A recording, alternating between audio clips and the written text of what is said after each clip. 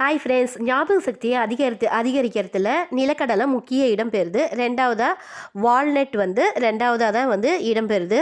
மூணாவதாக நம்ம பார்க்கும்போது ஒமேகா நிறைஞ்ச மீன் வகைகள் பிள்ளைகளுக்கு நல்ல ஞாபக சக்தியை நல்லா வழங்குது. அதே போல் பூசணிக்காவுடைய விதைகள் நல்ல ஞாபக சக்தியை அதிகரித்து தருது. ஒமேகா 3 நிறைந்த மீன்களான மத்தி மீன், நவரை மீன், அதே போல் இன்னொரு இறால், இதிலெல்லாம் ஒமேகா 3 மிகுதியாக இருக்குது. இது அதிகமாக ஒமேகா 3 உள்ள உணவுப் பொருட்களை நம்ம எடுத்துக்கும் போது உணவில் மெமரி பவர் நல்லா இன்க்ரீஸ் ஆகுது. ஆரஞ்சு பழம், மஞ்சள், முட்டை இதிலெல்லாம் நிறையவே நோய் எதிர்ப்பு திறனும் புரோட்டீன் சக்தி, கால்சியம் சக்தி மிகுதியாக இருக்குங்க ஃப்ரெண்ட்ஸ்.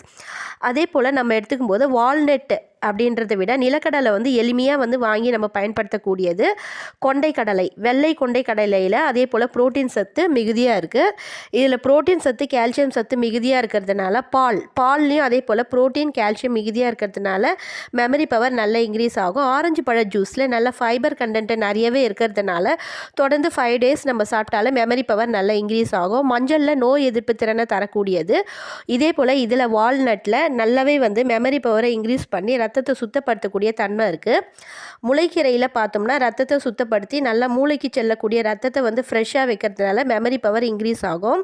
அதே போல் முளைக்கீரைக்கு அடுத்தது ரெண்டாவதாக வெள்ளாரைக்கீரை சொல்லுவாங்க. அதே போல் புளிப்பு நிறைந்த பழங்களான அதாவது ஸ்ட்ராபெரி, இது நவரை மீன், இதில் நிறையவே ஒமேகா